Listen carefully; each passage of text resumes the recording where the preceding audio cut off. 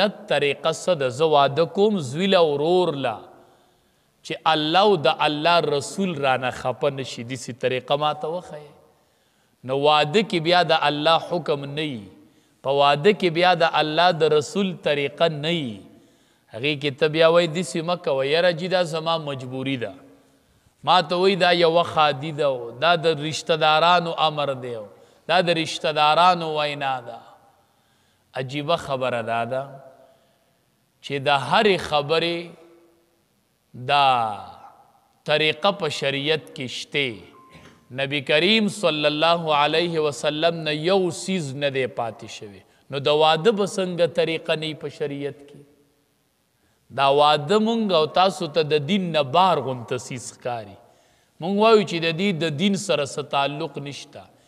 1,24,000 کم و بیش پیغمبرانو ټولو ودونه کړي، ما سوا د یو پیغمبر نیم ده. ولقد ارسلنا رسلا من قبلک وجعلنا لهم ازواجا وذریا. وی مونږ رالیږلي دي پیغمبران او د ټولو بیبیانې وې ودونه وو. نو تا تپوس کړی چې مولي صاحب د واده سنت طریقه څنګه ده؟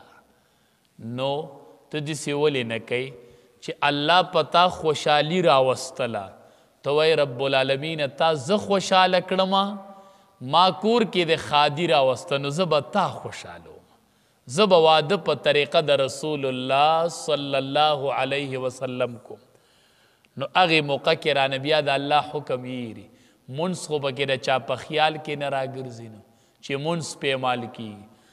غټ غټ حکمونه د الله پیمال شي، دا رانه یېري. نو بیا اکثر واده سمې نه خوري، نو ښځه خاوند بیا سم نه راځي نه، بیا وایي داسې مسله ده او داسې مسله ده. نو دا تپوس تا په وخت ولې نه کو چې زه دا واده کوم چې په سنت طریقه یې وکم. نو الله ته خوشحاله کړې او تا الله خفه کو، نو اوس په خوشحالي ونینې.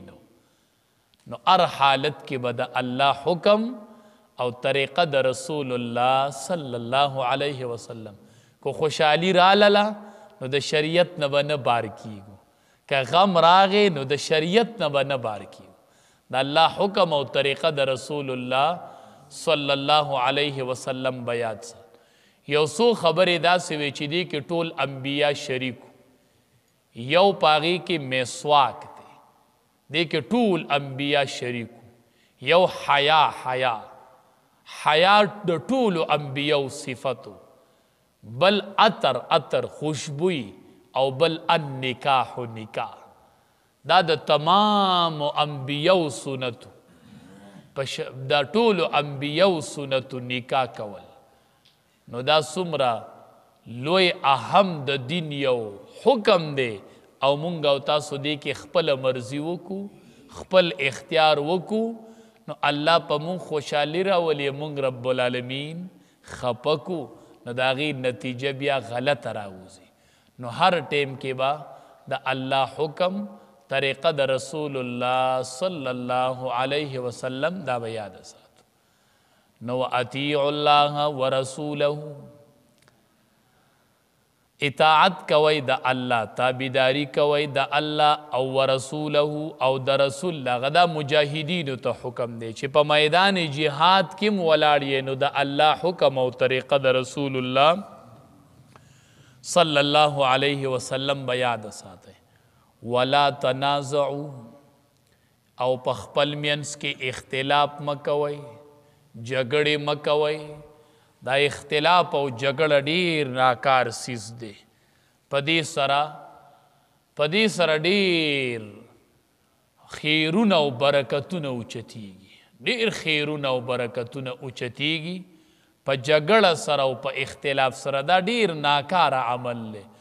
نو ولا تنازعوا، په خپل منځ کې اختلاف مه کوئ، په خپل منځ کې جګړې مه کوئ. مسلمانانو آپس کې مه جنګیږئ. که مسلمانان آپس کې و جنگیدل نو پتفشلو، الله وی کمزوری بشي. نن مسلمان په مسلمان ران خطې دی، یو په بل پسې لګیا دی، بل په بل پسې لګیا دی.